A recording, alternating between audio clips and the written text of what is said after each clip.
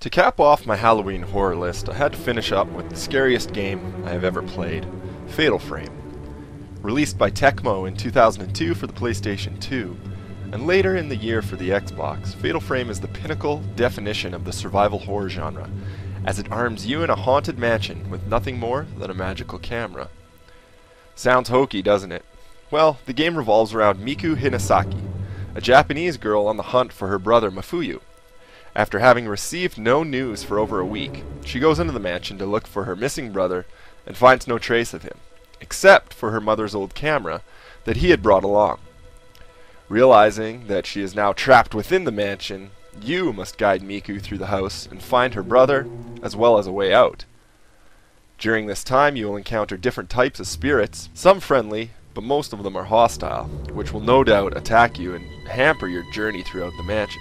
The game is divided into 4 chapters, with each chapter encompassing a night in the house. You must survive each night by solving the puzzles that the game throws at you, and these vary from block puzzles to item finds. The variety is nice between each puzzle, and the pacing is perfect.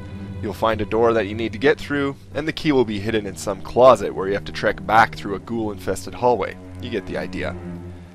The catch is that your only weapon is an antique camera that was passed down from your mother. You are unable to see most of the spirits with your bare eyes, and therefore you must use the camera to damage and capture these ghosts. The camera also relies on film as ammunition. Get low on film, and you won't survive the night. But there are different types scattered throughout the mansion which can aid you in your plight against the supernatural. Some film can paralyze the ghosts, while some films are just stronger, and they do more damage.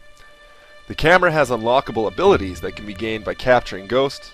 This is quite useful when most of the enemies are randomly generated, making every playthrough that much more unpredictable. What really makes this game is the art direction. Fatal Frame plays out like a Japanese horror flick, but since you're in control of the character Miku, it makes it that much more intense.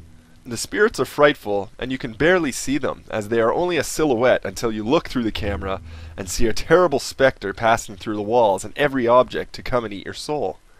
The house is the epitome of haunted, and you find yourself running for your safety in almost every room. So why is Fatal Frame on the Halloween horror list? The feeling of vulnerability is at its best here, as you play as a helpless girl with nothing more than a camera to defend yourself. The spirits throughout the mansion are the most unique enemies I have encountered in playing games of this type, and I really think that they cause you to play with a certain apprehension.